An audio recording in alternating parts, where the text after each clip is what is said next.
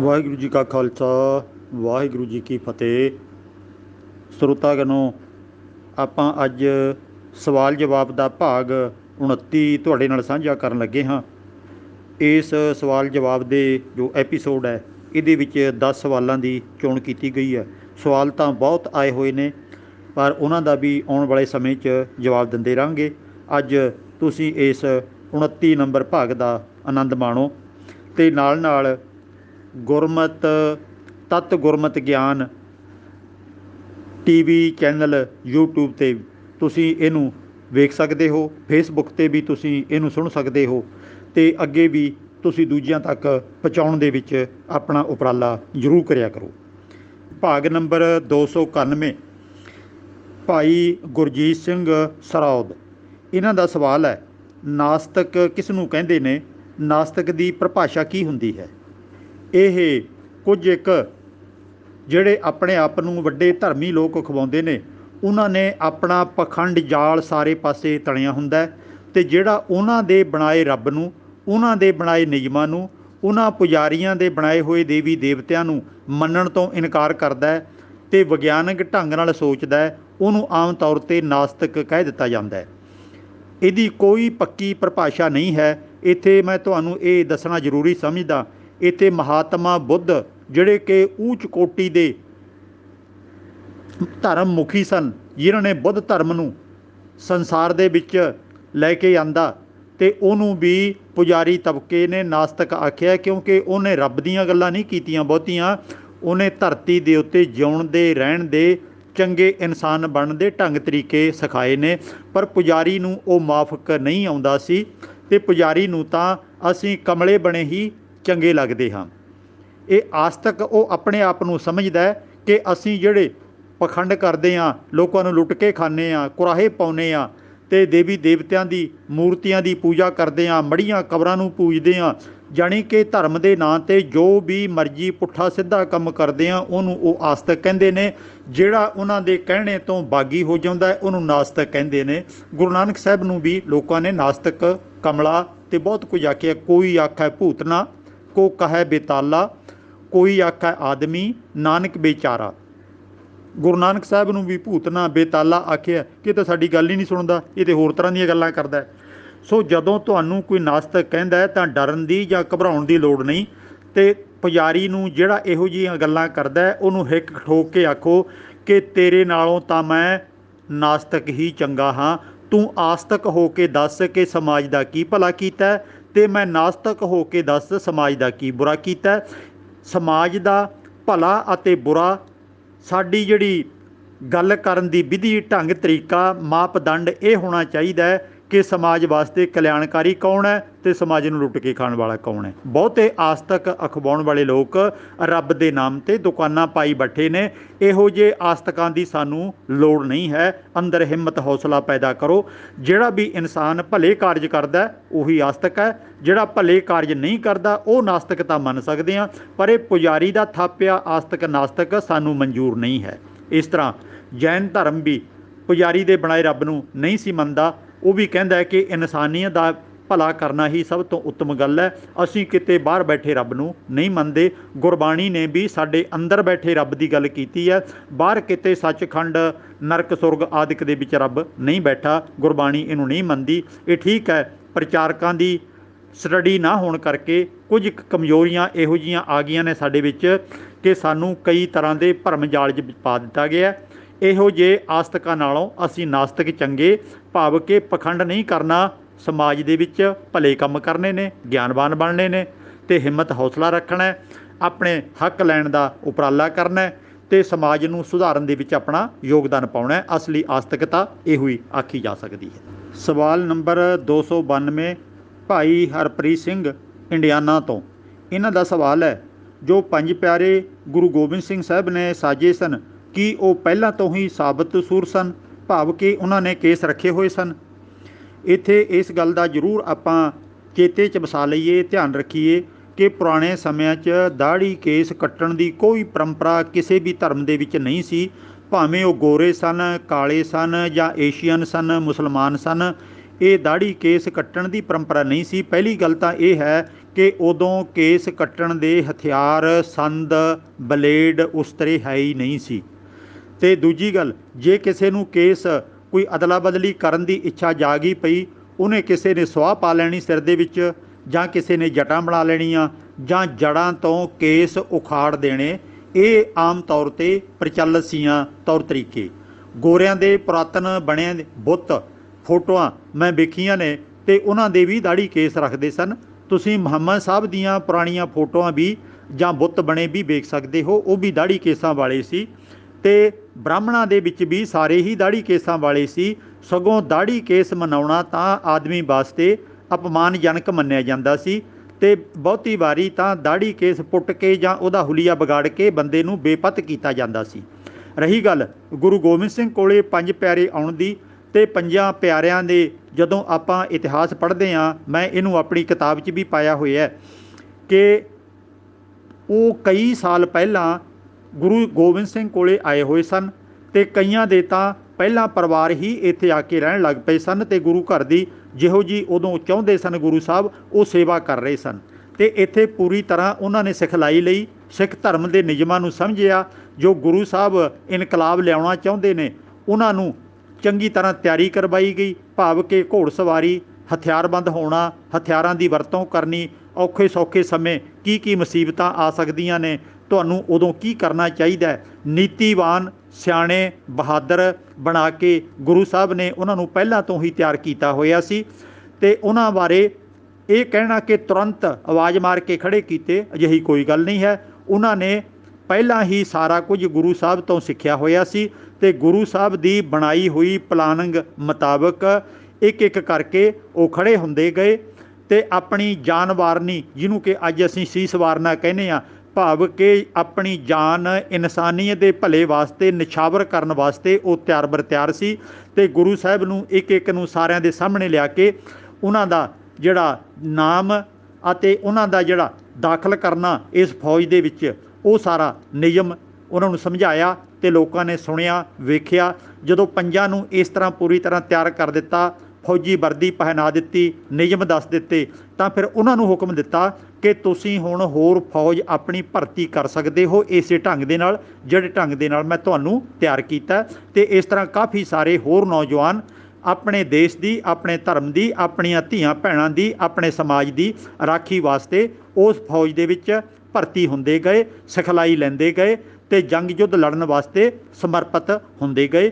ਇਹ ਜਿਹੜਾ ਦਾੜ੍ਹੀ ਕੇਸਾਂ ਦਾ ਮਸਲਾ ਤੇ ਅੱਜ ਬਹੁਤ ਲੰਮੇ ਸਮੇਂ ਤੋਂ ਬਾਅਦ ਉੱਠਦਾ ਹੈ ਕਿ ਦਾੜ੍ਹੀ ਰੱਖਣੀ ਹੈ ਕਿ ਨਹੀਂ ਰੱਖਣੀ, ਉਦੋਂ ਰੱਖਦੇ ਸੀ ਕਿ ਨਹੀਂ ਰੱਖਦੇ ਸੀ, ਇਹ ਤਾਂ ਐਵੇਂ ਵਾਧੂ ਦੇ ਟਾਈਮ ਖਰਾਬ ਕਰਨ ਵਾਲੀਆਂ ਗੱਲਾਂ ਨੇ। ਉਹਨਾਂ ਸਮਿਆਂ 'ਚ ਦਾੜ੍ਹੀ ਕੇਸ ਕਟਾਉਣ ਦੀ ਕਿਤੇ ਵੀ ਕੋਈ ਪਰੰਪਰਾ ਨਹੀਂ ਸੀ। ਤੋ ਪੰਜ ਪਿਆਰਿਆਂ ਦਾ ਤਾਂ ਕੁਦਰਤੀ ਗੱਲ ਹੈ, ਦਾੜ੍ਹੀ ਕੇਸ ਤਾਂ ਰੱਖਣੇ ਸੀ ਉਹਨਾਂ ਨੇ, ਪਰ ਬਾਕੀ ਵੀ ਸਾਰਾ ਕੁਝ ਗੁਰੂ ਸਾਹਿਬ ਨੇ ਉਹਨਾਂ ਨੂੰ ਸਿਖਲਾਈ ਦੇ ਕੇ ਇਸ ਪਾਸੇ ਤਿਆਰ ਕਰ ਲਿਆ ਸੀ। ਇਸੇ ਕਰਕੇ ਉਹ ਜਾਨਾਂ 'ਤੇ ਲੇਖੇ ਲਾ ਗਏ, ਪਰ ਕਿਤੇ ਵੀ ਧਰਮ ਨੂੰ, ਗੁਰੂ ਨੂੰ ਅਤੇ ਆਪਣੇ ਸਮਾਜ ਨੂੰ ਧੋਖਾ ਨਹੀਂ ਦਿੱਤਾ, ਅਤੇ ਸਭ ਕੁਝ ਉਹਨਾਂ ਨੇ ਕੁਰਬਾਨ ਕਰ ਦਿੱਤਾ। ਸਵਾਲ ਨੰਬਰ 293 ਭਾਈ ਦਰਸ਼ਨ ਸਿੰਘ ਕਾਕੜਾ, ਜ਼ਿਲ੍ਹਾ ਸੰਗਰੂਰ ਤੋਂ। ਇਹਨਾਂ ਦਾ ਸਵਾਲ ਹੈ ਕਿ ਈਸਰ ਸਿੰਘ ਰਾੜੇ ਵਾਲੇ ਸੰਤ ਕਦੋਂ ਬਣੇ? ਇਹਨਾਂ ਦਾ ਨਾਮ ਗੁਲਾਬ ਸਿੰਘ ਤੋਂ ਈਸਰ ਸਿੰਘ ਕਿਵੇਂ ਪੈ ਗਿਆ? ਇਹਦੇ ਬਾਰੇ ਕੋਈ ਚਾਨਣਾ ਪਾਇਆ ਜਾਵੇ। ਇਹਨਾਂ ਦਾ ਈਸਰ ਸਿੰਘ ਦਾ ਪਿੰਡ ਆਲੋਵਾਲ, ਇਹਨਾਂ ਦਾ ਜਨਮ ਹੋਇਆ 1905 ਦੇ ਵਿੱਚ, ਅਤੇ ਇੱਕ ਸਾਧ ਸੀ ਅਤਰ ਸਿੰਘ ਰੇਰੂ ਵਾਲਾ, ਉਹਦੇ ਨਾਲ ਇਹਦੀ ਕੁਝ ਮੁਲਾਕਾਤ ਹੋਈ ਕਿਸੇ ਕੀਰਤਨ ਸਮਾਗਮ ਦੇ ਵਿੱਚ, ਅਤੇ ਫਿਰ ਉਹ ਇਸ ਨੂੰ ਮਿਲਦਾ ਰਿਹਾ, ਇਹ ਉਹਨੂੰ ਮਿਲਦਾ ਰਿਹਾ। ਇੱਕ ਵਾਰ ਅਤਰ ਸਿੰਘ ਮਸਤੂਆਣੇ ਨਾਲ ਵੀ ਇਹਦੀ ਮੁਲਾਕਾਤ ਹੋ ਗਈ, ਅਤੇ ਇਹ ਕਿਉਂਕਿ ਅਲੜ ਉਮਰ ਸੀ ਹਾਲੇ, ਮਸਤੂਆਣੇ ਸਾਧ ਤੋਂ ਇਹ ਬਹੁਤ ਪ੍ਰਭਾਵਿਤ ਹੋਇਆ, ਅਤੇ ਉਸੇ ਤੋਂ ਇਹਨੇ ਖੰਡੇ ਕੀ ਪਹੁਲ ਲਈ, ਅਤੇ ਫਿਰ ਇਹਨੇ ਆਪਣਾ ਅਤਰ ਸਿੰਘ ਨੇ ਇਹਦਾ ਨਾਮ ਗੁਲਾਬ ਸਿੰਘ ਤੋਂ ਬਦਲ ਕੇ ਈਸਰ ਸਿੰਘ ਰੱਖ ਦਿੱਤਾ। ਅਤੇ ਫਿਰ 1930 ਤੋਂ ਰਾੜਾ ਪਿੰਡ ਦੀ ਢੱਕੀ ਦੇ ਵਿੱਚ ਈਸਰ ਸਿੰਘ ਨੇ ਡੇਰਾ ਲਾ ਲਿਆ, ਜਾਣੀ ਕਿ ਸੰਤਪੁਣਾ ਅਪਣਾ ਕੇ ਉੱਥੇ ਨਾਮ ਸਿਮਰਨ ਦਾ ਪਖੰਡ ਸ਼ੁਰੂ ਕਰ ਦਿੱਤਾ। ਢੱਕੀ ਦਾ ਮਤਲਬ ਹੈ ਕਿ ਜੰਗਲ ਦੇ ਵਿੱਚ ਕੁੱਲੀ ਪਾ ਕੇ ਉੱਥੇ ਬੈਠ ਗਿਆ। ਉੱਧਰ ਜਿਹੜਾ ਨਾਨਕਸਰ ਵਾਲਾ ਭਾਈ ਨੰਦ ਸਿੰਘ ਸਾਧ ਸੀ, ਉਹਨੇ ਵੀ ਜੰਗਲ ਦੇ ਵਿੱਚ ਆਪਣੀ ਕੁੱਲੀ ਬਣਾਈ ਸੀ, ਅਤੇ ਇਹ ਵੀ ਇਹਨਾਂ ਨੇ ਪ੍ਰਚਲਿਤ ਕੀਤਾ ਕਿ ਉਹ ਕੁਝ ਸਮੇਂ ਤੋਂ ਬਾਅਦ ਆਪਣੀ ਕੁੱਲੀ ਢਾਹ ਦਿੰਦਾ ਸੀ। ਖੈਰ ਇਹ ਪਖੰਡ ਕਰਕੇ ਲੋਕਾਂ ਦਾ ਆਪਣੇ ਵੱਲ ਧਿਆਨ ਖਿੱਚਣ ਦੇ ਤਰੀਕੇ ਹੁੰਦੇ ਨੇ। ਈਸਰ ਸਿੰਘ ਨੇ ਵੀ ਆਪਣੀ ਕੁੱਲੀ ਉੱਥੇ ਬਣਾ ਲਈ। ਹੌਲੀ ਹੌਲੀ ਉਸ ਕੁੱਲੀ ਦੇ ਵਿੱਚ ਬੀਬੀਆਂ ਭੈਣਾਂ ਅਤੇ ਸਿੰਘ ਜਿਹੜੇ ਕਿ ਬਿਲਕੁਲ ਅਣਜਾਣ ਹੁੰਦੇ ਨੇ ਧਰਮ ਤੋਂ, ਉਹ ਇਹਨੂੰ ਖਾਣਾ ਦਾਣਾ ਪਹੁੰਚਾਉਣ ਲੱਗ ਪਏ। ਇਹ ਨਾਮ ਸਿਮਰਨ ਦੀਆਂ ਧੂੜਾਂ ਪੁੱਟਣ ਲੱਗ ਪਿਆ ਅਤੇ ਇਸ ਤਰ੍ਹਾਂ ਹੌਲੀ ਹੌਲੀ ਉੱਥੇ ਇਹਦਾ ਡੇਰਾ ਬਣਨਾ ਸ਼ੁਰੂ ਹੋ ਗਿਆ ਅਤੇ ਇਹ ਲਗਾਤਾਰ ਡੇਰਾ ਵਿਕਾਸ ਕਰਦਾ ਗਿਆ ਅਤੇ ਲੋਕ ਇਹਦੇ ਕੋਲ ਆਉਂਦੇ ਜਾਂਦੇ ਰਹੇ। ਅਤੇ ਇਹ ਫਿਰ ਉਹਨਾਂ ਨੇ ਬਹੁਤ ਵੱਡਾ ਇੱਕ, ਕਿਉਂਕਿ ਜ਼ਮੀਨਾਂ ਅੱਗੇ ਸਸਤੀਆਂ ਹੁੰਦੀਆਂ ਸੀ, ਲੋਕ ਦਾਨ ਵੀ ਕਰਦੇ ਰਹਿੰਦੇ ਸੀ, ਬਹੁਤ ਵੱਡਾ ਇਹਦਾ ਡੇਰਾ ਬਣ ਗਿਆ। ਢੱਕੀ ਤੋਂ ਰਾੜਾ ਸਾਹਿਬ ਬਣ ਗਿਆ ਇਹਨਾਂ ਦਾ ਜਿਹੜਾ ਡੇਰੇ ਦਾ ਨਾਮ ਸੀ। ਉੱਥੇ ਬਹੁਤ ਕੁਝ ਵਾਪਰਿਆ ਅਤੇ ਬਹੁਤ ਤਰ੍ਹਾਂ ਦੇ ਉੱਥੇ ਅੰਦਰੋਂ ਅੰਦਰੀ ਜਿਹੜਾ ਲੜਾਈਆਂ ਝਗੜੇ ਹੁੰਦੇ ਨੇ, ਗੱਦੀ ਵਾਸਤੇ ਬਹੁਤ ਕੁਝ ਹੁੰਦਾ। ਇਹੀ ਸਾਧ ਜਿਹੜਾ ਕਿ ਆਪ ਤਿਆਗੀ ਅਖਵਾਉਂਦਾ ਸੀ, ਜੰਗਲ ਦੇ ਵਿੱਚ ਢੱਕੀ ਸਾਹਿਬ ਬਣਾ ਕੇ ਸਾਦਗੀ ਨਾਲ ਰਹਿੰਦਾ ਸੀ। ਬਾਅਦ ਦੇ ਵਿੱਚ ਇਹ ਨੌਜਵਾਨਾਂ ਵਾਂਗੂ ਕਦੇ ਘੋੜੇ 'ਤੇ ਚੜ੍ਹ ਗਿਆ ਅਤੇ ਕਦੀ ਫਿਲਮੀ ਕਲਾਕਾਰਾਂ ਵਾਂਗੂ ਫੋਟੋਆਂ ਖਿਚਾਉਂਦਾ ਅਤੇ ਕਦੀ ਫੌਜੀ ਵਰਦੀ ਪਹਿਨਦਾ। ਕਈਆਂ ਨੇ ਤਾਂ ਇਹ ਵੀ ਆਖਿਆ ਕਿ ਫੌਜ 'ਚ ਭਰਤੀ ਹੋਇਆ ਸੀ, ਪਰ ਕੋਈ ਕਹਿੰਦਾ ਨਹੀਂ ਹੋਇਆ। ਇਹਦੇ ਵਾਸਤੇ ਹਾਲੇ ਹੋਰ ਖੋਜ ਦੀ ਲੋੜ ਹੈ। ਪੱਕਾ ਪਤਾ ਇਹਦੇ ਵਿੱਚ ਮੈਂ ਨਹੀਂ ਕਰ ਸਕਿਆ ਕਿ ਸੱਚਮੁੱਚ ਇਹ ਫੌਜ 'ਚ ਭਰਤੀ ਹੋਇਆ, ਪਰ ਫੌਜੀ ਵਰਦੀ ਪਾਈ ਹੋਈ ਇਹਦੀ ਮੈਂ ਬਹੁਤ ਵਾਰੀ ਫੋਟੋਆਂ ਵੇਖੀਆਂ ਨੇ। ਤੁਸੀਂ ਵੀ ਇਹਦਾ ਜਿਹੜਾ YouTube 'ਤੇ ਈਸਰ ਸਿੰਘ ਰਾੜੇਵਾਲਾ ਪਾ ਕੇ ਆਪ ਖੁਦ ਵੇਖ ਸਕਦੇ ਹੋ ਅਤੇ ਕਿੰਨਾ ਕੁਝ ਪਖੰਡ ਤੁਹਾਨੂੰ ਉੱਥੇ ਨਜ਼ਰ ਆ ਜਾਵੇਗਾ। ਇਹਦੀਆਂ ਜਿਹੜੀਆਂ ਆਡੀਓ ਵੀਡੀਓ ਉੱਥੇ ਪਈਆਂ ਹੋਈਆਂ ਨੇ। ਅਤੇ ਇਹ ਸਾਧ 26/8/1975 ਨੂੰ ਇੰਗਲੈਂਡ ਵਿੱਚ ਇਹਦੀ ਮੌਤ ਹੋ ਗਈ। ਇਹ ਮੌਤ ਵੀ ਸ਼ੱਕੀ ਹਾਲਤ ਦੇ ਵਿੱਚ ਹੋਈ ਹੈ, ਭਾਵ ਕਿ ਰੌਲਾ ਪਿਆ ਸੀ ਕਿ ਕੁਝ ਲੋਕਾਂ ਨੇ ਵਿਰੋਧਤਾ ਦੇ ਕਾਰਨ ਕੁਝ ਇਹਦੇ ਨਾਲ ਧੋਖਾ ਕੀਤਾ ਅਤੇ ਖੈਰ ਉਸ ਤੋਂ ਬਾਅਦ ਇਹਦੀ ਲਾਸ਼ ਇੱਥੇ ਲਿਆਂਦੀ। ਫਿਰ ਇਹਨੂੰ ਅੰਤਮ ਸੰਸਕਾਰ ਕਰਨ ਵਾਸਤੇ ਸ਼ੀਸ਼ੇ ਦੇ ਵੱਡੇ ਇੱਕ ਬਕਸੇ ਦੇ ਵਿੱਚ ਇਹਦੀ ਲਾਸ਼ ਨੂੰ ਬੰਦ ਕੀਤਾ ਗਿਆ। ਬਹੁਤ ਵੱਡੇ ਪੈਮਾਨੇ 'ਤੇ ਜਿਵੇਂ ਕਿ ਜਲੂਸ ਕੱਢਦੇ ਹੁੰਦੇ ਨੇ, ਬਹੁਤ ਵੱਡਾ ਮਹਾਂਪੁਰਖ ਹੈ ਕੋਈ, ਚੜ੍ਹਾਈ ਕਰਕੇ ਗਿਆ ਅਤੇ ਇਹਦੇ ਸਰੀਰ ਨੂੰ ਸ਼ੀਸ਼ੇ 'ਚ ਮੜੇ ਹੋਏ ਨੂੰ ਵੱਡੇ ਵੱਡੇ ਲੀਡਰਾਂ ਸਮੇਤ ਕੀਰਤਪੁਰ ਦਰਿਆ ਦੇ ਵਿੱਚ ਤਾਰਿਆ ਗਿਆ ਅਤੇ ਇਹਦਾ ਸੰਸਕਾਰ ਨਹੀਂ ਉਹਨਾਂ ਨੇ ਕੀਤਾ। ਬਹਾਨਾ ਇਹ ਲਾਇਆ, ਕਹਿੰਦੇ ਜੀ ਸੰਤ ਜੀ ਨੇ ਬੜਾ ਨਾਮ ਸਿਮਰਨ ਕੀਤਾ ਅਤੇ ਨਾਮ ਸਿਮਰਨ ਕਰਕੇ ਇਹਦਾ ਸਰੀਰ, ਇਹਦਾ ਮਾਸ ਬੜਾ ਪਵਿੱਤਰ ਹੋ ਗਿਆ ਅਤੇ ਜਿਹੜੀਆਂ ਡੱਡੀਆਂ ਮੱਛੀਆਂ ਜੀਵ ਜੰਤੂ ਪਾਣੀ 'ਚ ਰਹਿੰਦੇ ਨੇ ਇਹਦੇ ਮਾਸ ਨੂੰ ਖਾਣਗੇ ਅਤੇ ਉਹ ਵੀ ਪਵਿੱਤਰ ਹੋ ਜਾਣਗੇ ਅਤੇ ਸਵਰਗ ਨੂੰ ਜਾਣਗੇ। ਮੈਂ ਇਹਨਾਂ ਦੇ ਚੇਲਿਆਂ ਨੂੰ ਕਈ ਵਾਰੀ ਸਵਾਲ ਕੀਤੇ ਨੇ ਕਿ ਜਿਹੜਾ ਵੀ ਸਾਧ ਇਹ ਕਹਿੰਦਾ ਕਿ ਇਹਦਾ ਜਿਹੜਾ ਸਰੀਰ ਹੈ ਨਾਮ ਸਿਮਰਨ ਕਰਕੇ ਪਵਿੱਤਰ ਹੋ ਗਿਆ ਅਤੇ ਡੱਡੀਆਂ ਮੱਛੀਆਂ ਉਹਦਾ ਮਾਸ ਖਾ ਕੇ ਪਵਿੱਤਰ ਹੋਣਗੀਆਂ, ਮੈਂ ਤਾਂ ਸਿੱਧੇ ਹੀ ਆਖਿਆ ਕਰਦਾ ਫਿਰ ਇਹਨਾਂ ਸਾਧਾਂ ਦਾ ਮਾਸ ਆਪਾਂ ਨੂੰ ਨਹੀਂ ਖਾ ਲੈਣਾ ਚਾਹੀਦਾ। ਕੀ ਇਹੋ ਹੀ ਹਾਲਤ ਹੈ ਇਹਨਾਂ ਦੀ? ਕੀ ਇਸ ਤਰ੍ਹਾਂ ਇਹ ਮਾਸ ਖਵਾ ਕੇ ਡੱਡੀਆਂ ਮੱਛੀਆਂ ਨੂੰ ਤਾਂ ਪਵਿੱਤਰ ਕਰਨਾ ਚਾਹੁੰਦੇ ਨੇ ਅਤੇ ਸਾਨੂੰ ਇਹ ਪਵਿੱਤਰ ਨਹੀਂ ਕਰਨਾ ਚਾਹੁੰਦੇ, ਸਾਨੂੰ ਸੱਚਖੰਡ ਨਹੀਂ ਭੇਜਣਾ ਚਾਹੁੰਦੇ? ਇਹ ਕੂੜ ਕੁਫਰ ਵੀ ਲੋਕਾਂ ਨੇ ਸੱਚ ਮੰਨ ਲਿਆ, ਜਦੋਂ ਕਿ ਇਨਸਾਨਾਂ ਦਾ ਮਾਸ ਖਾਣਾ ਆਪਣੇ ਵਿੱਚ ਤਾਂ ਮਨਾਹੀ ਹੈ, ਪਰ ਇਹਨਾਂ ਨੇ ਡੱਡੀਆਂ ਮੱਛੀਆਂ ਵਾਲਾ ਪਖੰਡ ਤਾਂ ਲੋਕਾਂ 'ਚ ਪਾ ਹੀ ਦਿੱਤਾ। ਸ਼ੀਸ਼ੇ 'ਚ ਮੜ ਕੇ ਇਹਦੀ ਲਾਸ਼ ਨੂੰ ਕੀਰਤਪੁਰ ਤੋਂ ਸਤਲੁਜ ਦਰਿਆ ਦੇ ਵਿੱਚ ਰੋੜਿਆ ਗਿਆ ਅਤੇ ਬਹੁਤ ਕੁਝ ਇਹੋ ਜਿਹਾ ਪਖੰਡ ਇਹਨਾਂ ਨੇ ਕੀਤਾ। ਲੰਮੇ ਸਮੇਂ ਤੱਕ ਇਹ ਪਖੰਡ ਚੱਲਦਾ ਰਿਹਾ। ਇਹਦੀ ਯਾਦ ਦੇ ਵਿੱਚ ਡੇਰੇ ਗੁਰਦੁਆਰੇ ਬਹੁਤ ਸਾਰੇ ਬਣਾ ਲਏ ਹੋਏ ਨੇ, ਕਈਆਂ ਸਾਰਿਆਂ ਦਾ ਇਹਦੇ ਤੋਂ ਰੁਜ਼ਗਾਰ ਚੱਲੀ ਜਾਂਦਾ। ਉੱਥੇ ਵੀ ਲੋਕ ਇਹਦੀ ਜਿਹੜਾ ਬਾਥਰੂਮ ਹੈ, ਸੀਟ ਹੈ ਬਾਥਰੂਮ ਵਾਲੀ, ਉਹਦੀ ਅੱਜ ਤੱਕ ਸਾਂਭ ਕੇ ਰੱਖੀ ਹੋਈ ਹੈ, ਲੋਕ ਉਹਨੂੰ ਵੀ ਮੱਥਾ ਟੇਕੀ ਜਾਂਦੇ ਨੇ।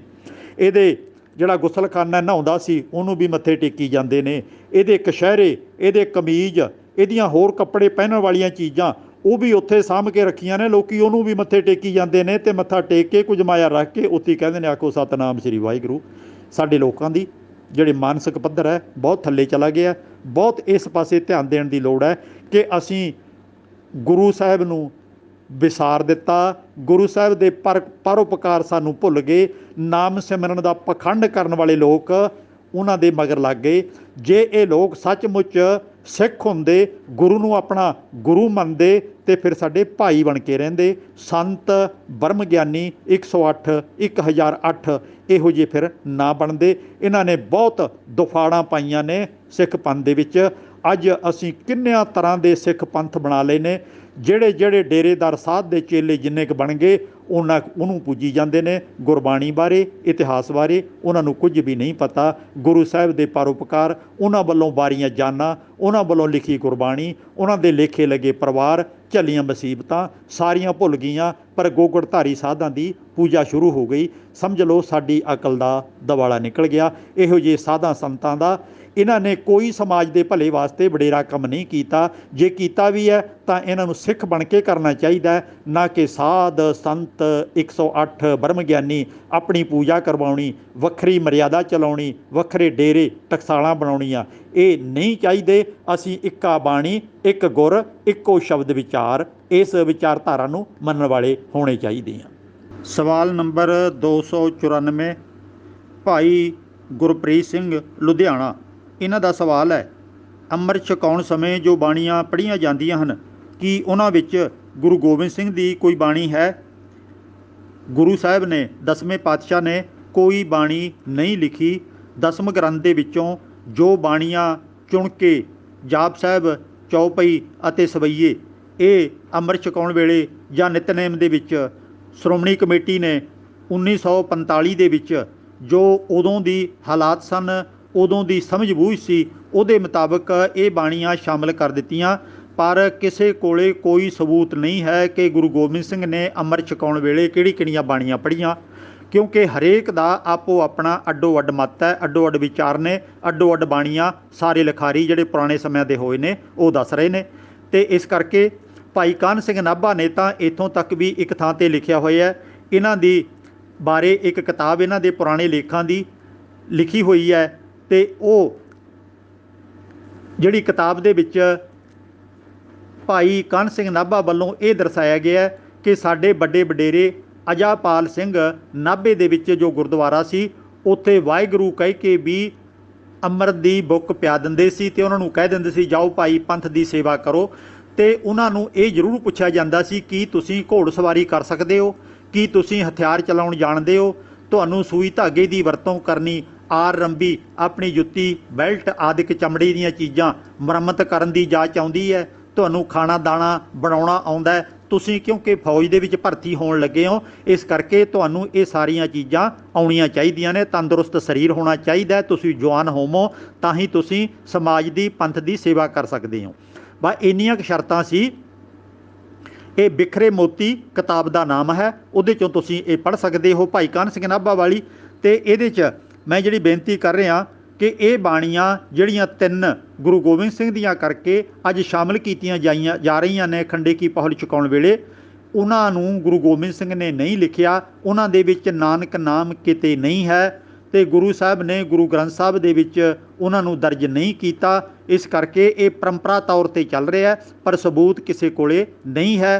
ਅਤੇ ਉਹ ਕੇਵਲ ਅਤੇ ਕੇਵਲ ਖੰਡੇ ਕੀ ਪਹੁਲ ਦੇਣ ਵੇਲੇ ਕਸਮ ਚੁਕਾਉਣ ਦੀ ਇੱਕ ਪਰੰਪਰਾ ਗੁਰੂ ਸਾਹਿਬ ਨੇ ਬਣਾਈ ਹੋਵੇਗੀ, ਉਹ ਵਾਹਿਗੁਰੂ ਆਖ ਕੇ ਬਣਾਈ ਹੈ ਜਾਂ ਕੋਈ ਬਾਣੀ ਪੜ੍ਹ ਕੇ ਬਣਾਈ ਹੈ। ਇਹਦੇ ਵਾਸਤੇ ਸਾਡੇ ਕੋਲੇ ਪੱਕਾ ਸਬੂਤ ਕੋਈ ਨਹੀਂ ਹੈ। ਅੱਜ ਵੀ ਫੌਜ ਦੇ ਵਿੱਚ ਜਦੋਂ ਨੌਜਵਾਨ ਫੌਜੀ ਆਪਣੀ ਸਿਖਲਾਈ ਪੂਰੀ ਕਰ ਲੈਂਦਾ ਅਤੇ ਉਹਨਾਂ ਨੂੰ ਜਿਹੜਾ ਸਿੱਖ ਹੈ ਇੱਕ ਪੋਥੀ ਦੇ ਉੱਤੇ ਹੱਥ ਰਖਵਾ ਕੇ ਪਰਨ ਕਰਵਾਇਆ ਜਾਂਦਾ ਹੈ ਕਿ ਤੁਸੀਂ ਆਖੋ ਕਿ ਕੋਈ ਵੀ ਮੁਸੀਬਤ ਆਵੇ ਮੈਂ ਆਪਣੀ ਜਾਨ ਵੀ ਲੇਖੇ ਲਾ ਦਿਆਂਗਾ, ਪਰ ਮੈਂ ਆਪਣੇ ਅਸੂਲ ਤੋਂ ਪਿੱਛੇ ਨਹੀਂ ਹਟਾਂਗਾ, ਦੇਸ਼ ਦੀ ਰਾਖੀ ਕਰਾਂਗਾ। ਮੁਸਲਮਾਨਾਂ ਵਾਸਤੇ ਕੁਰਾਨ ਰੱਖੀ ਜਾਂਦੀ ਹੈ, ਹਿੰਦੂ ਸਿਪਾਹੀਆਂ ਵਾਸਤੇ ਗੀਤਾ ਹੁੰਦੀ ਹੈ। ਸੋ ਆਪੋ ਆਪਣੇ ਧਰਮ ਦੀ ਪੁਸਤਕ 'ਤੇ ਹੱਥ ਰਖਵਾ ਕੇ ਅੱਜ ਵੀ ਕਸਮ ਖਵਾਈ ਜਾਂਦੀ ਹੈ। ਇਸ ਤਰ੍ਹਾਂ ਦੀ ਕੋਈ ਗੱਲ ਗੁਰੂ ਗੋਬਿੰਦ ਸਿੰਘ ਨੇ ਕੀਤੀ ਹੋਵੇਗੀ? ਬਾਣੀ ਗੁਰੂ ਗੋਬਿੰਦ ਸਿੰਘ ਦੀ ਖੰਡੇ ਕੀ ਪਹੁਲ ਛਕਾਉਣ ਵੇਲੇ ਕੋਈ ਵੀ ਨਹੀਂ ਪੜ੍ਹੀ ਗਈ, ਕਿਉਂਕਿ ਗੁਰੂ ਗੋਬਿੰਦ ਸਿੰਘ ਦੀ ਬਾਣੀ ਹੈ ਹੀ ਕੋਈ ਨਹੀਂ। ਕਿਹੜੀਆਂ ਬਾਣੀਆਂ ਪੜ੍ਹੀਆਂ ਗਈਆਂ ਇਹਦਾ ਸਾਡੇ ਕੋਲ ਅੱਜ ਵੀ ਕੋਈ ਸਬੂਤ ਨਹੀਂ ਹੈ। ਸਵਾਲ ਨੰਬਰ 295 ਭਾਈ ਸੰਤੋਖ ਸਿੰਘ ਬਸੀ ਪਠਾਣਾ। ਇਹਨਾਂ ਦਾ ਸਵਾਲ ਹੈ ਕਿ ਇਸ ਵਕਤ ਗਿਆਨੀ ਹਰਪ੍ਰੀਤ ਸਿੰਘ ਜਿਹੜੇ ਅਕਾਲ ਤਖਤ ਦੇ ਜਥੇਦਾਰ ਨੇ, ਉਹਨਾਂ ਨੇ ਕਿਹਾ ਸੀ ਕਿ ਮੇਦਨੀ ਰਾਖਸ਼ਾਂ ਦੀ ਮਿੱਝ ਤੋਂ ਬਣੀ ਹੈ ਕਥਾ ਕਰਦੇ, ਉਹਨਾਂ ਨੇ ਇਹ ਬੋਲਿਆ ਸੀ। ਕੀ ਇਹ ਸੱਚ ਹੈ? ਗੁਰੂ ਪਿਆਰ ਵਾਲਿਓ, ਜਦੋਂ ਮੈਂ ਮਹਾਨ ਕੋਸ਼ ਭਾਈ ਕਾਨ੍ਹ ਸਿੰਘ ਨਾਭਾ ਦੀ ਪੜ੍ਹੀ ਅਤੇ ਉਹਦੇ ਵਿੱਚ 947 ਪੰਨੇ 'ਤੇ ਬਹੁਤ ਕੁਝ ਲਿਖਿਆ ਹੋਇਆ ਕਿ ਇਹ ਜਿਹੜਾ ਇੰਨੇ ਸਾਰੇ ਅਰਥ ਨੇ ਮੇਦਨੀ ਦੇ ਅਰਥ, ਇਹਦੇ ਅਰਥ ਸ਼ਰਾਬ ਵੀ ਨੇ, ਇਹਦੇ ਅਰਥ ਸ਼ਹਿਦ ਵੀ ਨੇ, ਮਿੱਠਾ ਰਸ ਵੀ ਹੈ, ਦੁੱਧ ਨੂੰ ਵੀ ਕਹਿੰਦੇ ਨੇ, ਮਹੂਆ ਰੁੱਖ ਵੀ ਇੱਕ ਉਹਨੂੰ ਵੀ ਮੇਦਨੀ ਕਹਿੰਦੇ ਨੇ, ਮਲੱਠੀ ਨੂੰ ਵੀ ਮੇਦਨੀ ਕਹਿੰਦੇ ਨੇ, ਇੱਕ ਲੋਲਾ ਦਾ ਪੁੱਤਰ ਹੈ ਕੋਈ, ਉਹਨੂੰ ਲਵਣਾਸੁਰ ਨੂੰ ਵੀ ਕਹਿੰਦੇ ਨੇ। ਇਹ ਲਵਣਾਸੁਰ ਇੱਕ ਦੈਂਤ ਸੀ ਜਿਸ ਨੇ ਮਥੁਰਾ ਵਸਾਈ ਸੀ ਮੰਨਿਆ ਜਾਂਦਾ ਹੈ। ਵੇਖੋ ਰਾਮਾਇਣ ਕਾਂਡ 7:61, ਮਹਾਭਾਰਤ ਅਤੇ ਕਾਲਕਾ ਪੁਰਾਣ ਵਿੱਚ ਕਥਾ ਹੈ ਕਿ ਮਦ ਅਤੇ ਕੈਟਬ ਵਿਸ਼ਨੂੰ ਦੇ ਕੰਨ ਵਿੱਚੋਂ ਨਿਕਲੇ, ਯਾਨੀ ਕਿ ਦੋ ਦੈਂਤ ਵਿਸ਼ਨੂੰ ਦੇ ਕੰਨ ਵਿੱਚੋਂ ਨਿਕਲੇ, ਮਦ ਅਤੇ ਕੈਟਬ। ਬਰਮਾ ਵੀ ਹੁਣੇ ਹੁਣੇ ਜੰਮਿਆ ਸੀ ਪੁਰਾਣੀਆਂ ਕਹਾਣੀਆਂ ਦੇ ਮੁਤਾਬਕ। ਉਸ ਨੂੰ ਖਾਣ ਲਈ ਇਹ ਦੋਵੇਂ ਦੈਂਤ ਟੁੱਟਕੇ ਪੈ ਗਏ। ਬਰਮਾ ਨੂੰ ਵਕਤ ਪਾ ਦਿੱਤਾ ਇਹਨਾਂ ਨੇ, ਇਸ ਲਈ ਵਿਸ਼ਨੂੰ ਨੇ ਦੋਵਾਂ ਦੈਂਤਾਂ ਨੂੰ ਮਾਰ ਦਿੱਤਾ। ਰਾਮਾਇਣ ਵਿੱਚ ਲਿਖਿਆ ਹੈ ਕਿ ਬਰਮਾ ਦੀ ਕੰਨ ਦੀ ਮੈਲ ਤੋਂ ਮਦ ਅਤੇ ਕੈਟਬ ਦੈਂਤ ਪੈਦਾ ਹੋਏ। ਹੁਣ ਕਮਾਲ ਇਹ ਹੈ, ਕਦੇ ਵਿਸ਼ਨੂੰ ਦੇ ਕੰਨ 'ਚੋਂ ਪੈਦਾ ਹੋ ਜਾਂਦੇ ਨੇ, ਕਦੇ ਬਰਮਾ ਦੇ ਕੰਨ 'ਚੋਂ ਪੈਦਾ ਹੋ ਜਾਂਦੇ ਨੇ। ਇਹਨਾਂ ਦੈਂਤਾਂ ਦੀ ਮਿੱਝ ਸਮੁੰਦਰ 'ਤੇ ਫੈਲ ਗਈ ਅਤੇ ਸਮੁੰਦਰ 'ਤੇ ਫੈਲ ਕੇ ਫਿਰ ਧਰਤੀ ਬਣ ਗਈ। ਹੁਣ ਹੈਰਾਨੀ ਹੁੰਦੀ ਹੈ, ਸਮੁੰਦਰ ਕਾਹਦੇ 'ਤੇ ਟਿਕਿਆ ਹੋਇਆ ਸੀ ਅਤੇ ਵਿਸ਼ਨੂੰ ਅਤੇ ਬਰਮਾ ਕਾਹਦੇ 'ਤੇ ਰਹਿੰਦੇ ਸਨ, ਅਤੇ ਜਿਹੜੇ ਦੈਂਤ ਲੜਦੇ ਝਗੜਦੇ ਸਨ ਕੰਨਾਂ 'ਚੋਂ ਤਾਂ ਕੱਢ ਲਏ, ਪਰ ਬਾਹਰ ਨਿਕਲ ਕੇ ਕਾਹਦੇ 'ਤੇ ਖੜ੍ਹੇ ਸਨ ਉਹ, ਕਿ ਹਵਾ 'ਚ ਉੱਡਦੇ ਫਿਰਦੇ ਸਨ। ਇਹ ਸਾਰਾ ਕੁਝ ਕਲਪਨਾ 'ਤੇ ਆਧਾਰਿਤ ਹੈ, ਇਹਨਾਂ ਚੀਜ਼ਾਂ ਦੀ ਕੋਈ ਸੱਚਾਈ ਨਹੀਂ ਹੈ। ਪਰ ਦੁਖਦਾਈ ਪਹਿਲੂ ਇਹ ਹੈ ਕਿ ਸਾਡੇ ਆਖੇ ਜਾਂਦੇ ਮੁੱਖ ਪੁਜਾਰੀ ਅਖੌਤੀ ਜਥੇਦਾਰ ਇਹਨਾਂ ਕਹਾਣੀਆਂ ਦੇ ਹਵਾਲੇ ਦੇਣ ਅਤੇ ਇਹਨੂੰ ਗੱਜ ਵੱਜ ਕੇ ਰੱਦ ਨਾ ਕਰਨ। ਇਹ ਬਹੁਤ ਦੁਖਦਾਈ ਹੈ। ਸਗੋਂ ਕਹਿਣਾ ਬਣਦਾ ਸੀ ਕਿ ਭਾਈ ਇਹ ਮੇਦਨੀ ਕਿਸੇ ਦੇ ਮੈਲ ਤੋਂ ਨਹੀਂ ਬਣੀ, ਕਿਸੇ ਦੀ ਮਿੱਝ ਤੋਂ ਨਹੀਂ ਬਣੀ, ਕਿਸੇ ਦੇਵਤੇ ਨੇ ਨਹੀਂ ਬਣਾਈ। ਕੁਦਰਤ ਦੇ ਨਿਯਮਾਂ ਦੇ ਮੁਤਾਬਕ ਇਹ ਕਰੋੜਾਂ ਅਰਬਾਂ ਸਾਲਾਂ 'ਚ ਹੌਲੀ ਹੌਲੀ ਬਣੀ ਹੈ ਅਤੇ ਫਿਰ ਹੌਲੀ ਹੌਲੀ ਇਹਦੇ 'ਤੇ ਜੀਵ ਪੈਦਾ ਹੋਏ ਨੇ। ਬ੍ਰਾਹਮਣ ਦੀਆਂ ਲਿਖੀਆਂ ਪੁਰਾਣਿਕ ਕਹਾਣੀਆਂ ਨੂੰ ਹਵਾਲੇ ਦੇ ਤੌਰ 'ਤੇ ਵਰਤਣਾ ਇਹ ਨਾਜਾਇਜ਼ ਹੈ, ਪਰ ਜੇ ਵਰਤਣਾ ਜਿਵੇਂ ਗੁਰਬਾਣੀ 'ਚ ਵਰਤੀਆਂ ਨੇ ਤਾਂ ਉਹਦੀ ਅਸਲੀਅਤ ਜ਼ਰੂਰ ਦੱਸੀ ਜਾਵੇ ਕਿ ਅਸਲ ਦੇ ਵਿੱਚ ਗੁਰੂ ਸਾਹਿਬ ਇੱਥੇ ਇਹ ਸਮਝਾਉਣਾ ਚਾਹੁੰਦੇ ਨੇ।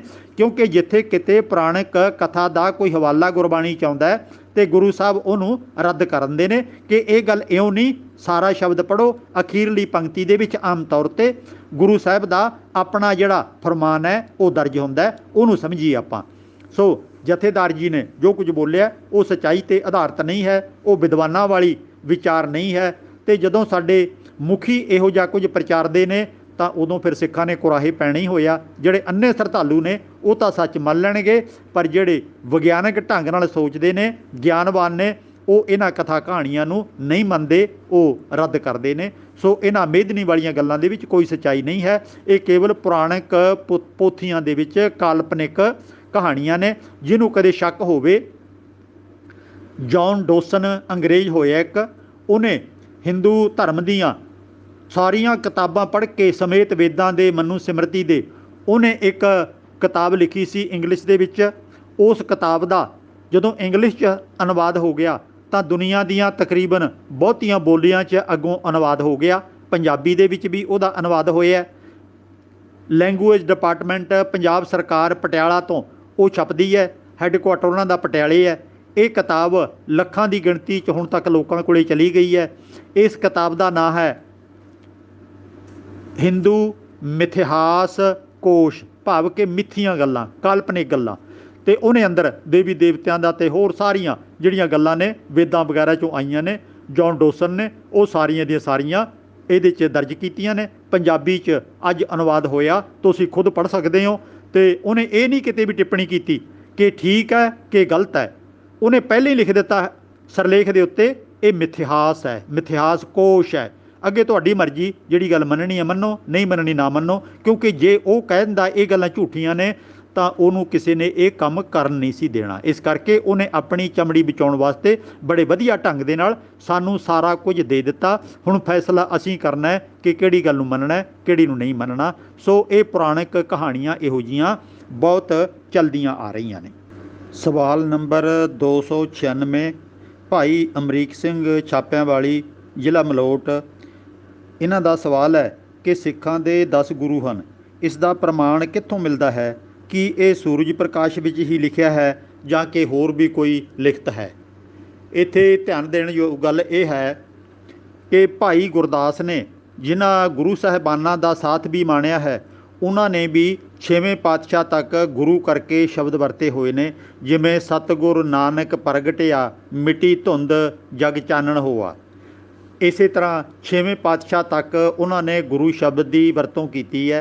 ਇਕੱਲਾ ਸੂਰਜ ਪ੍ਰਕਾਸ਼ ਦੇ ਵਿੱਚ ਨਹੀਂ, ਬਲਕਿ ਹੋਰ ਵੀ ਪੁਸਤਕਾਂ ਦੇ ਵਿੱਚ ਗੁਰੂ ਸਾਹਿਬਾਨਾਂ ਨੂੰ ਗੁਰੂ ਕਰਕੇ ਲਿਖਿਆ ਹੋਇਆ ਹੈ। ਇੱਥੇ ਨੋਟ ਕਰਨ ਵਾਲੀ ਗੱਲ ਜ਼ਰੂਰੀ ਇਹ ਹੈ ਕਿ ਬ੍ਰਾਹਮਣੀ ਮਤ ਦੇ ਮੁਤਾਬਕ ਪੁਰਾਤਨ ਕਿਤਾਬਾਂ ਜਿਹੜੀਆਂ ਲਿਖਤੀਆਂ ਭਾਰਤ ਦੇ ਵਿੱਚ ਪ੍ਰਚਲਿਤ ਨੇ, ਇੱਥੋਂ ਦੇ ਧਰਮ ਜਿਹਨਾਂ ਦੀ ਜ਼ਿਆਦਾ ਵਰਤੋਂ ਕਰਦੇ ਨੇ, ਉਹਨਾਂ ਕਿਤਾਬਾਂ ਦੇ ਵਿੱਚ ਬ੍ਰਾਹਮਣ ਹੀ ਜਗਤ ਦਾ ਗੁਰੂ ਹੋ ਸਕਦਾ ਹੈ ਅਤੇ ਬ੍ਰਾਹਮਣ ਨੂੰ ਹੀ ਸਾਰੇ ਅਧਿਕਾਰ ਨੇ।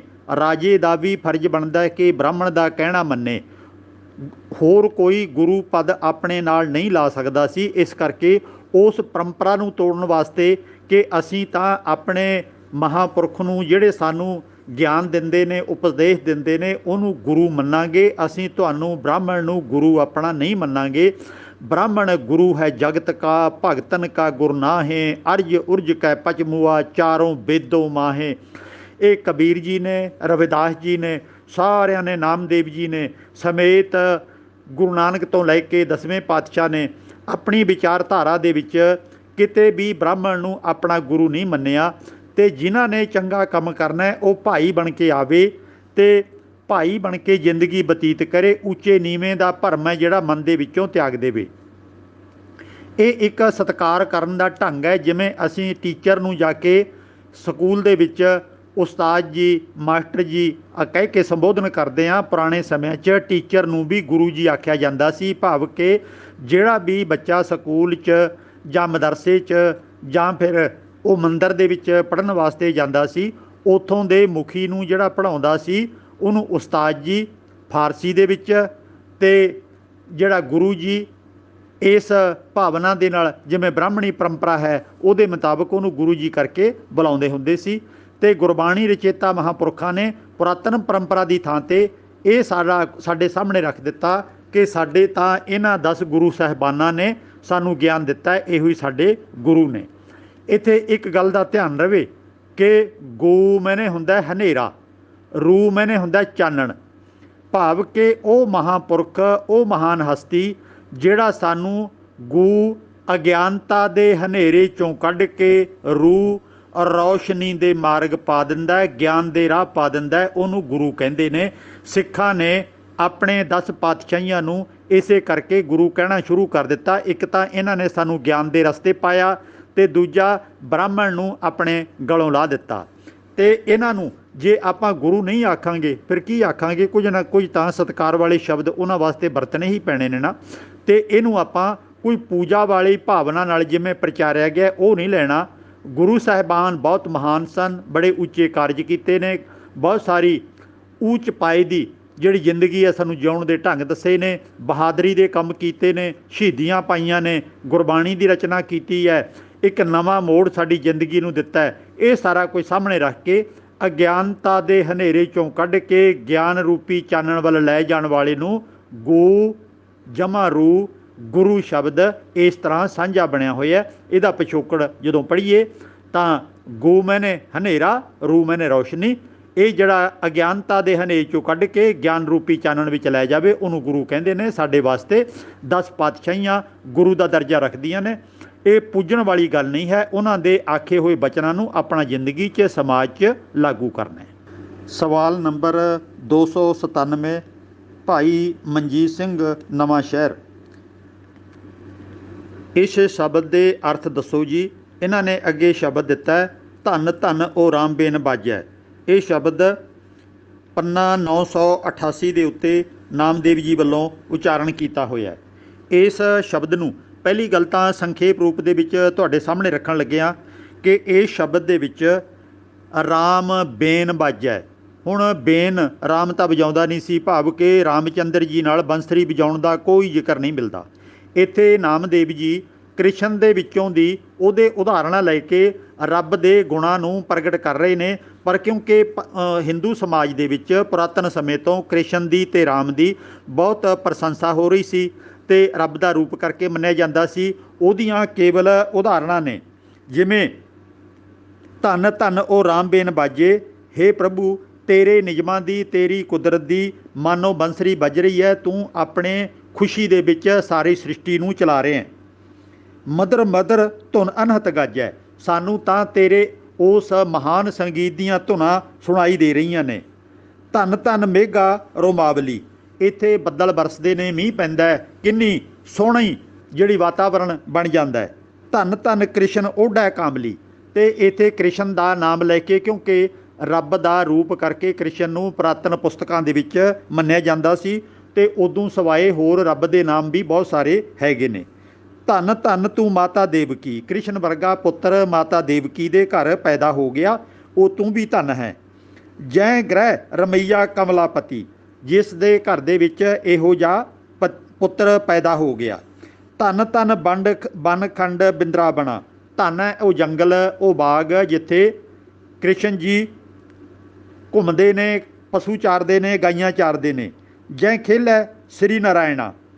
ਬੇਨ ਵਜਾਵੈ ਗੋ ਧਨ ਚਰੈ। ਉਹ ਮਾਨੋ ਬੰਸਰੀ ਵਜਾਉਂਦਾ ਅਤੇ ਗਊਆਂ ਚਰਦੀਆਂ ਨੇ। ਨਾਮੇ ਕਾ ਸੁਆਮੀ ਆਨੰਦ ਕਰੈ। ਹੁਣ ਪਹਿਲੀ ਗੱਲ ਤਾਂ ਇਹ ਸ਼ਬਦ ਇੱਥੇ ਆ ਗਿਆ ਕਿ ਕ੍ਰਿਸ਼ਨ ਦਾ ਨਾਮ ਵਰਤ ਕੇ ਨਾਮਦੇਵ ਜੀ ਨੇ ਕੁਝ ਉਦਾਹਰਣਾਂ ਦੇ ਕੇ ਆਪਣੇ ਪ੍ਰਭੂ ਪਰਮਾਤਮਾ ਦਾ ਅਖੀਰਲੀ ਪੰਕਤੀ ਦੇ ਵਿੱਚ ਜ਼ਿਕਰ ਕਰ ਦਿੱਤਾ। ਅਗਲੇ ਸ਼ਬਦ ਨੂੰ ਥੋੜ੍ਹਾ ਜਿਹਾ ਪੜ੍ਹੋ। ਅਗਲਾ ਸ਼ਬਦ ਹੈ ਮੇਰੇ ਬਾਪ ਮਾਧੋ ਤੂੰ ਧਨ ਕੈਸੋ ਸਾਂਵਲਿਓ ਬੀਠ ਲਾਏ। ਹੇ ਮੇਰੇ ਮਾਧੋ, ਤੂੰ ਮੇਰਾ ਬਾਪ ਹੈ, ਤੂੰ ਧਨ ਹੈ, ਤੂੰ ਕੇਸਾਂ ਵਾਲਾ ਹੈ, ਤੂੰ ਸਾਂਵਲੇ ਭਾਵ ਕਿ ਥੋੜ੍ਹੇ ਜਿਹੇ ਪੱਕੇ ਰੰਗ ਦਾ ਹੈ ਅਤੇ ਤੂੰ ਬਹੁਤ ਮਹਾਨ ਹੈ। ਰਹਾਓ ਕਰ ਧਰੇ ਚੱਕਰ ਬੈਕੁੰਠ 'ਤੇ ਆਏ। ਹੁਣ ਆਕਾਸ਼ ਦੇ ਵਿੱਚੋਂ ਰੱਬ ਕਿਵੇਂ ਉਤਰ ਕੇ ਆਊਗਾ? ਪਰ ਪੁਰਾਤਨ ਕਹਾਣੀਆਂ ਦੇ ਮੁਤਾਬਕ ਇੱਥੇ ਆਪਣਾ ਚੱਕਰ ਲੈ ਕੇ ਵਿਸ਼ਨੂੰ ਜੀ ਧਰਤੀ ਦੇ ਉੱਤੇ ਆਏ। ਗਜ ਹਸਤੀ ਕੇ ਪ੍ਰਾਨ ਉਧਾਰੀ ਅਲੇ।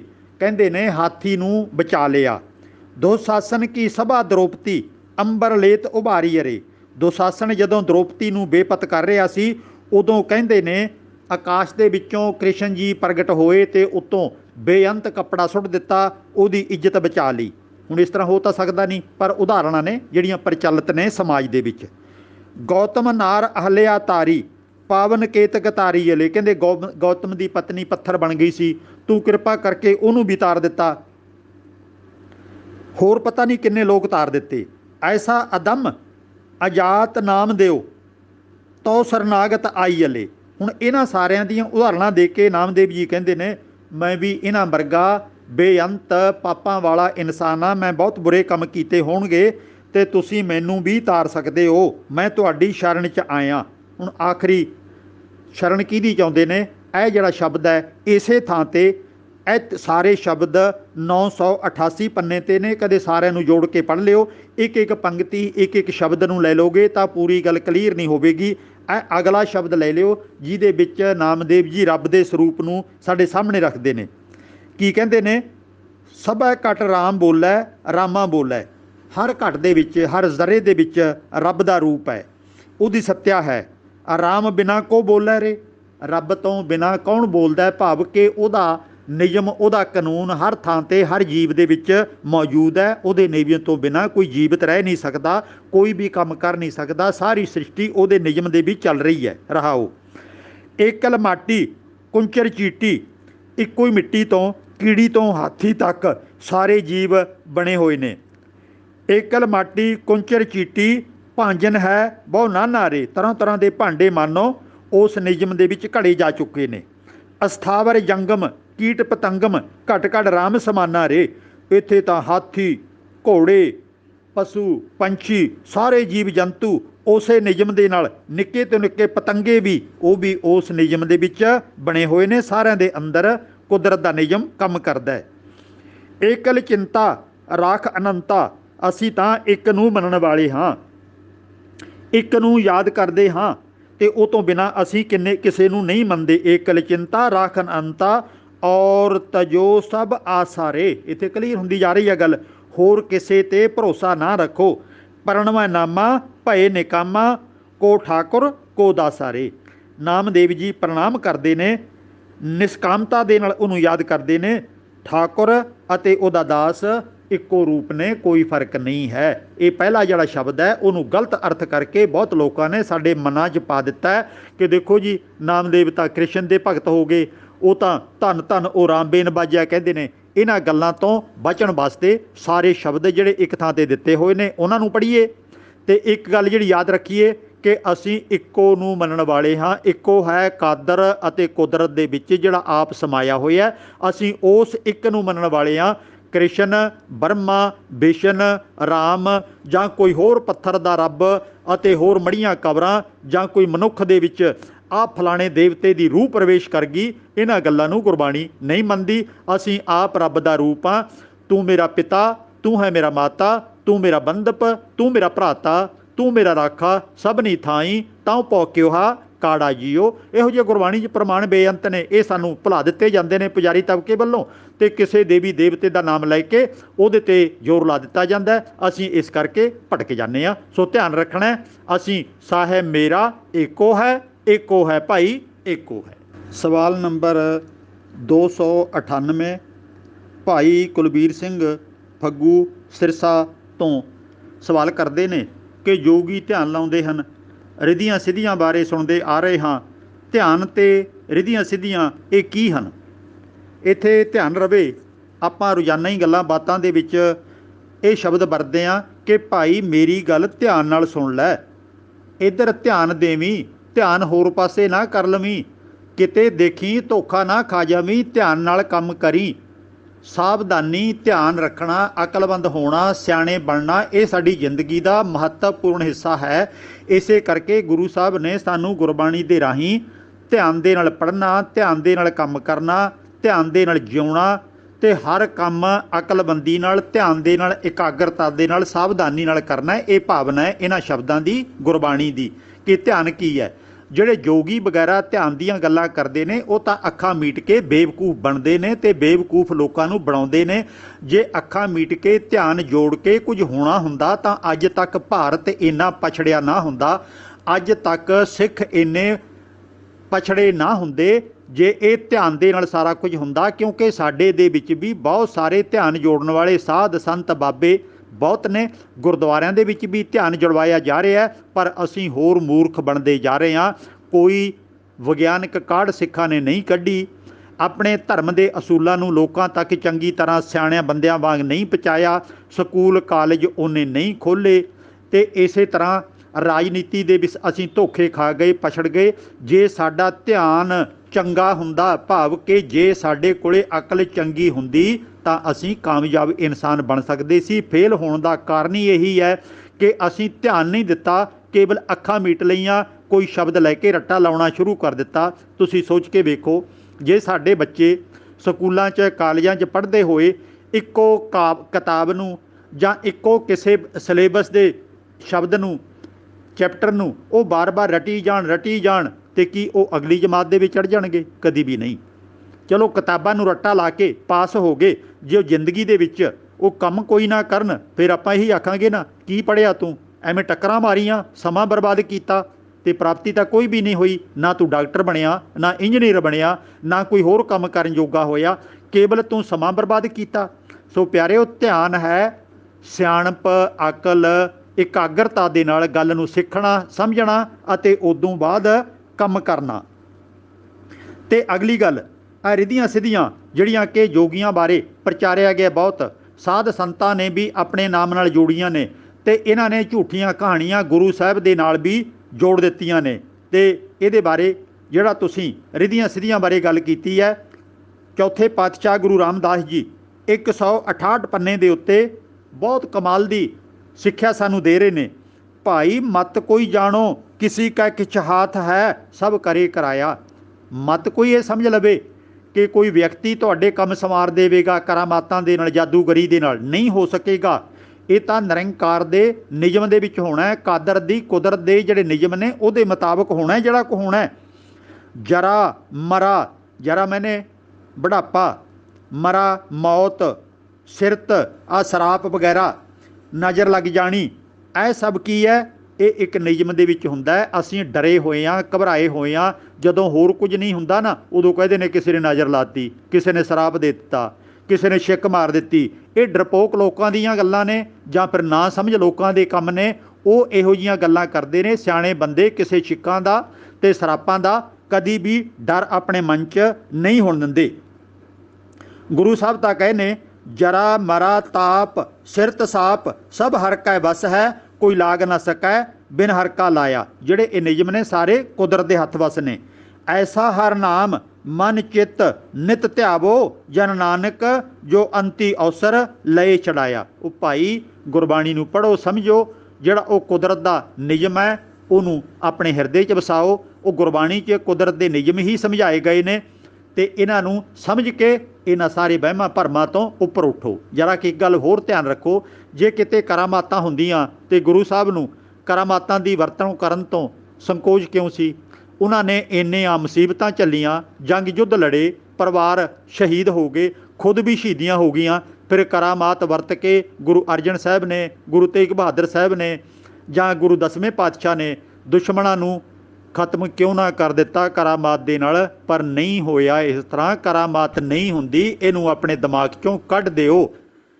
ਇਸੇ ਤਰ੍ਹਾਂ ਹੋਰ ਬਹੁਤ ਕੁਝ ਅੱਜ ਦੇ ਹਾਲਾਤ ਦੇ ਮੁਤਾਬਕ ਸਾਡੇ ਭਾਰਤ ਦੇ ਬਾਰਡਰ ਦੇ ਉੱਤੇ ਕਿਤੇ ਚੀਨ ਹੈ, ਕਿਤੇ ਪਾਕਿਸਤਾਨ ਹੈ, ਬੰਗਲਾਦੇਸ਼ ਹੈ, ਉਹਨਾਂ ਬਾਰਡਰਾਂ ਦੇ ਉੱਤੇ ਫੌਜਾਂ ਬੈਠੀਆਂ ਨੇ ਤੇ ਉਹਨਾਂ ਫੌਜਾਂ ਨੂੰ ਬਿਠਾਉਣ ਦੀ ਲੋੜ ਨਹੀਂ ਸੀ। ਇੱਥੋਂ ਦੇ ਸਾਧ ਸੰਤ ਕਰਾਮਾਤਾਂ ਦੇ ਡੌਂਡੀ ਪਿੱਟਦੇ ਨੇ ਤੇ ਭਾਰਤ ਸਰਕਾਰ ਨੂੰ ਚਾਹੀਦਾ ਸੀ ਇਹਨਾਂ ਸਾਧਾਂ ਸੰਤਾਂ ਨੂੰ ਪਕੜ ਕੇ ਬਾਰਡਰ 'ਤੇ ਬਿਠਾ ਦਿੰਦੇ ਕਿ ਮੂੰਹ ਮੰਗੀ ਤਨਖਾਹ ਤੇ ਸਹੂਲਤਾਂ ਤੁਹਾਨੂੰ ਦੇਵਾਂਗੇ, ਅਸੀਂ ਫੌਜ ਨੂੰ ਪਿੱਛੇ ਹਟਾ ਲੈਂਦੇ ਹਾਂ। ਜੇ ਦੁਸ਼ਮਣ ਨੇ ਸਾਡੇ 'ਤੇ ਹਮਲਾ ਕੀਤਾ, ਤੁਸੀਂ ਆਪਣੀ ਕਰਾਮਾਤੀ ਸ਼ਕਤੀ ਦੇ ਨਾਲ ਉਹਨਾਂ ਨੂੰ ਵਾਪਸ ਮੋੜ ਦਿਓ। ਕਤਲ ਭਾਵੇਂ ਨਾ ਕਰਿਓ ਕਿਉਂਕਿ ਇਹ ਤਾਂ ਪਾਪ ਹੁੰਦਾ ਬਹੁਤ। ਤੁਸੀਂ ਉਹਨਾਂ ਨੂੰ ਇੱਧਰ ਨਾ ਆਉਣ ਦਿਓ। ਕਿਤੇ ਕੋਈ ਇਸ ਤਰ੍ਹਾਂ ਸਾਧੂ ਕਰ ਸਕਦਾ ਹੈ? ਕਦੀ ਵੀ ਨਹੀਂ। ਜੇ ਇਹ ਸਾਧ ਇਉਂ ਕਰ ਸਕਦੇ ਹੁੰਦੇ ਤਾਂ ਇਹਨਾਂ ਨੇ ਅੱਜ ਤੱਕ ਕੁਝ ਕਰਕੇ ਵਿਖਾ ਦੇਣਾ ਸੀ। ਸਾਨੂੰ ਇੰਨੀਆਂ ਵੱਡੇ ਖਰਚੇ ਕਰਨ ਦੀ ਲੋੜ ਨਹੀਂ ਸੀ। ਫੌਜਾਂ ਦੇ ਵਿੱਚ ਭਰਤੀ ਹੋਏ ਸਾਡੇ ਨੌਜਵਾਨ ਸਿਪਾਹੀ, ਉਹਨਾਂ ਨੂੰ ਜ਼ਿੰਦਗੀਆਂ ਲੇਖੇ ਲਾਉਣ ਦੀ ਲੋੜ ਨਹੀਂ ਸੀ। ਸਾਨੂੰ ਟੈਂਕ, ਤੋਪਾਂ ਅਤੇ ਰਾਕਟ ਵਗੈਰਾ ਖਰੀਦਣ ਦੀ ਲੋੜ ਨਹੀਂ ਸੀ।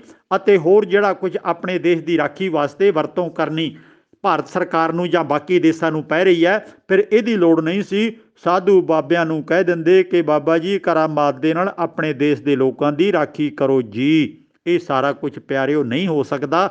ਇਹਨਾਂ ਸਾਧਾਂ ਨੇ, ਸੰਤਾਂ ਨੇ, ਇਹਨਾਂ ਢੌਂਗੀਆਂ ਨੇ ਸਾਨੂੰ ਬਹੁਤ ਲੁੱਟਿਆ, ਬਹੁਤ ਕੁਰਾਹੇ ਪਾਇਆ। ਇਹਨਾਂ ਨੂੰ ਆਪਣੇ ਦਿਮਾਗ 'ਚੋਂ ਕੱਢ ਦਿਓ। ਇਹੋ ਜਿਹੀਆਂ ਕੋਈ ਕਰਾਮਾਤੀ ਸ਼ਕਤੀਆਂ ਨਹੀਂ ਹੁੰਦੀਆਂ।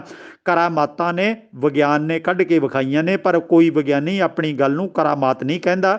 ਸਹੂਲਤਾਂ ਸਾਨੂੰ ਵਿਗਿਆਨੀਆਂ ਨੇ ਬਹੁਤ ਦਿੱਤੀਆਂ ਨੇ, ਪਰ ਸਾਧਾਂ ਵਾਂਗੂ ਆਪਣੀ ਪੂਜਾ ਨਹੀਂ ਕਰਾਈ, ਆਪਣੇ ਨਾਮ ਦੀ ਡੌਂਡੀ ਨਹੀਂ ਪਿੱਟੀ ਕਿ ਮੈਂ ਐਡਾ ਵੱਡਾ ਮਹਾਨ ਆ, ਤੁਸੀਂ ਮੇਰੀ ਪੂਜਾ ਕਰੋ। ਨਹੀਂ, ਉਹਨੇ ਇਹੀ ਆਖਿਆ ਕਿ ਮੈਨੂੰ ਇਹ ਸਮਝ ਆ ਗਈ, ਮੈਂ ਖੋਜ ਕਰ ਲਈ ਹੈ, ਸਾਰੀ ਦੁਨੀਆ ਦੇ ਲੋਕ ਇਹਦੀ ਹੁਣ ਵਰਤੋਂ ਕਰਨ।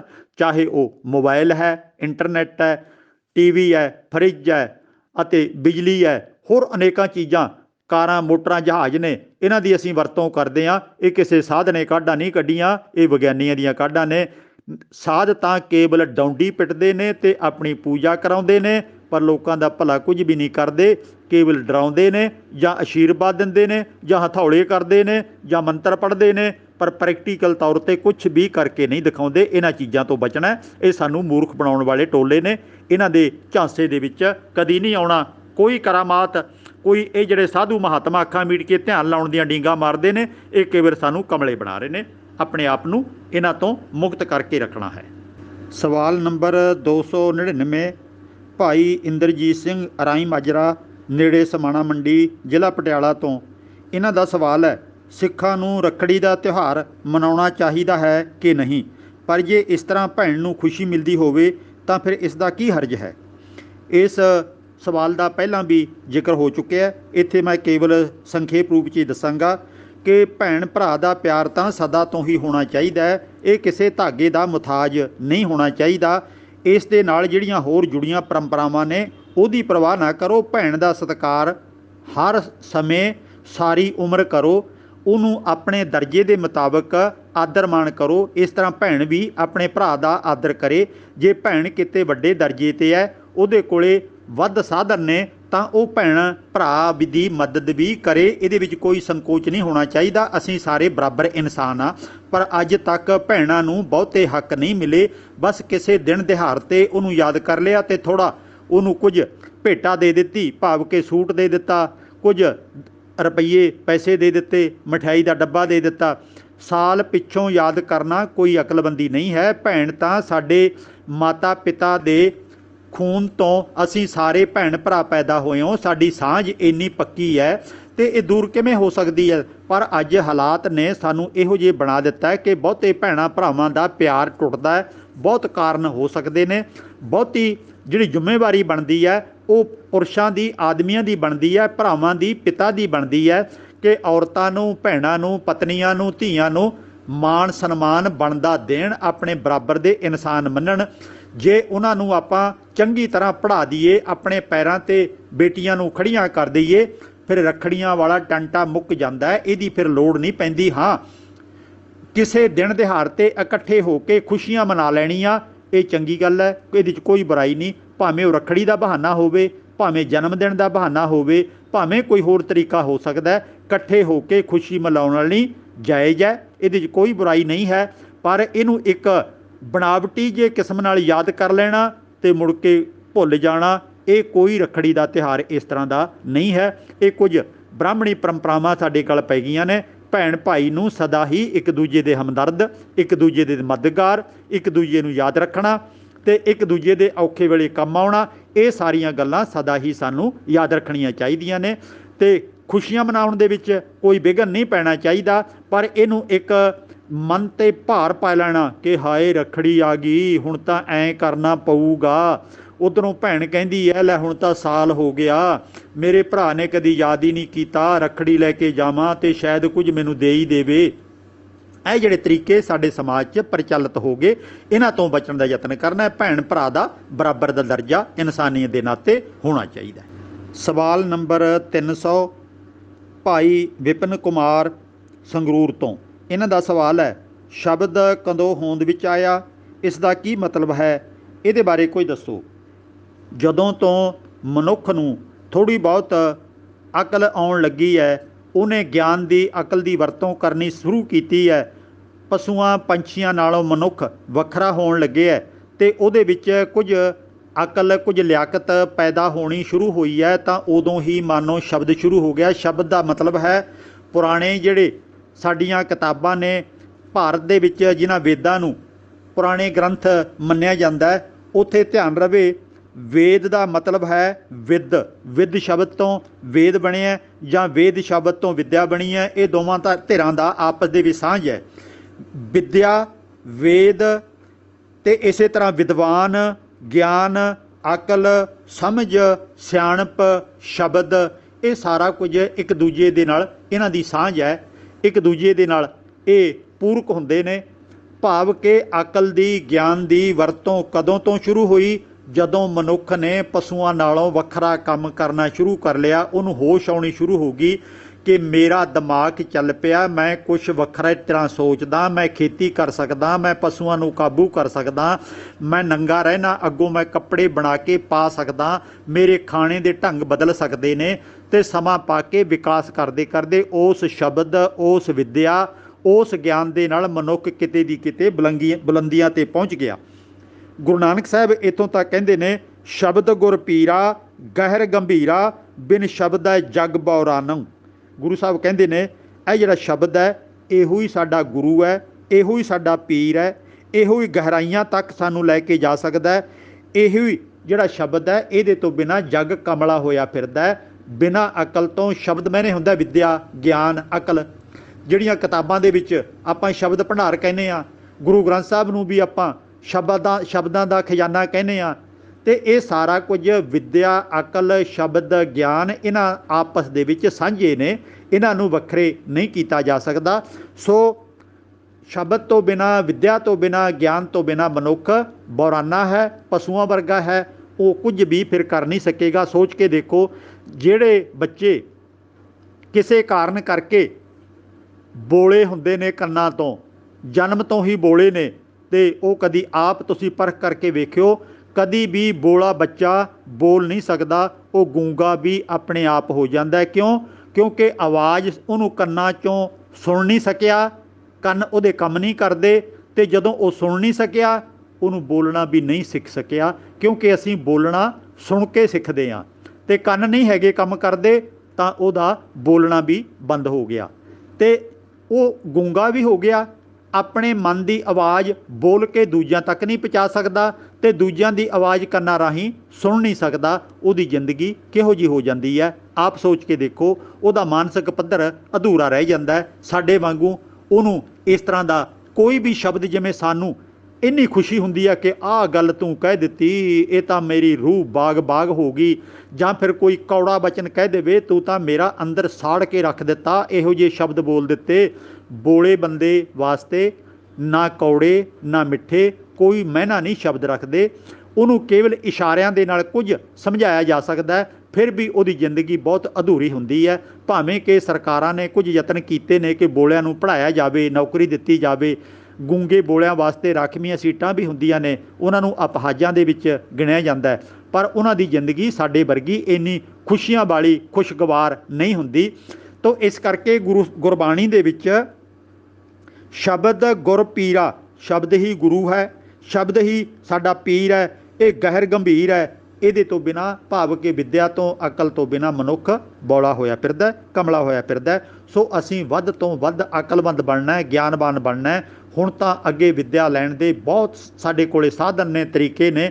ਸਾਡਾ ਭਾਰਤੀ ਸਮਾਜ ਵਿੱਦਿਆ ਤੋਂ ਬਿਨਾਂ ਬਹੁਤ ਪਛੜ ਗਿਆ ਹੈ। ਪਿੰਡਾਂ ਦੇ ਵਿੱਚ ਬਹੁਤ ਲੋਕ ਅਜੇ ਵੀ ਵਿੱਦਿਆ ਤੋਂ ਸੱਖਣੇ ਨੇ ਅਤੇ ਬੀਬੀਆਂ ਨੂੰ ਲੰਮੇ ਸਮੇਂ ਤੱਕ ਵਿੱਦਿਆ ਨਹੀਂ ਦਿੱਤੀ ਗਈ। ਇਸ ਕਰਕੇ ਸਾਡੇ ਦੇਸ਼ ਦੇ ਵਿੱਚ ਵਿਗਿਆਨੀ ਅਤੇ ਹੋਰ ਅਗਾਂਹਵਧੂ ਲੋਕ ਉਹ ਬਹੁਤ ਘੱਟ ਪੈਦਾ ਹੋ ਸਕੇ ਨੇ ਅਤੇ ਸਾਡੀ ਰਾਜਨੀਤੀ ਵੀ ਗੰਧਲੀ ਹੋ ਗਈ। ਸਾਨੂੰ ਧਰਮ ਦੇ ਤੌਰ 'ਤੇ ਜਿਹੜੀਆਂ ਡੇਰਿਆਂ 'ਚੋਂ, ਗੁਰਦੁਆਰਿਆਂ 'ਚੋਂ, ਵੱਡੇ ਅਦਾਰਿਆਂ 'ਚੋਂ, ਜਿਹਨੂੰ ਧਰਮ ਵਿੱਦਿਆ ਕਿਹਾ ਜਾਂਦਾ, ਉਹ ਧਰਮ ਦੀ ਵਿੱਦਿਆ ਵੀ ਸਾਨੂੰ ਵਧੀਆ ਤਰੀਕੇ ਨਹੀਂ ਦਿੱਤੀ ਗਈ। ਉੱਥੇ ਵੀ ਵਹਿਮ ਭਰਮ, ਜਾਦੂ ਮੰਤਰ ਅਤੇ ਕਰਾਮਾਤੀ ਢੰਗ ਦੀਆਂ ਗੱਲਾਂ ਸੁਣਾਈਆਂ ਜਾਂਦੀਆਂ ਨੇ। ਸਾਨੂੰ ਅਕਲਮੰਦ ਬਣਾਉਣ ਵਾਸਤੇ ਧਰਮ ਦੇ ਅਦਾਰੇ ਵੀ ਲਗਭਗ ਫੇਲ ਵਰਗੇ ਹੋਏ ਨੇ, ਕਿਉਂਕਿ ਵਿਗਿਆਨਕ ਸੋਚ ਧਾਰਮਿਕ ਅਦਾਰਿਆਂ ਦੀ ਨਹੀਂ ਰਹੀ।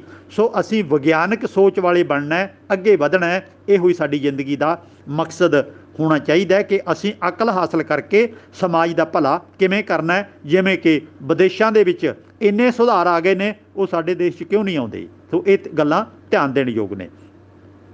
ਸੋ ਸਵਾਲ ਜਵਾਬ ਦਾ ਜੋ ਐਪੀਸੋਡ ਹੈ 29 ਨੰਬਰ, ਉਹ 10 ਸਵਾਲਾਂ ਦੇ ਜਵਾਬ ਦੇ ਦਿੱਤੇ ਗਏ ਨੇ। ਉਮੀਦ ਕਰਦੇ ਹਾਂ ਤੁਸੀਂ ਪੂਰੀ ਦਿਲਚਸਪੀ ਦੇ ਨਾਲ ਇਸ ਪਾਸੇ ਧਿਆਨ ਨਾਲ ਸੁਣੋਗੇ ਅਤੇ ਇਹਨਾਂ ਦੇ ਬਾਰੇ ਵਿਚਾਰ ਕਰੋਗੇ।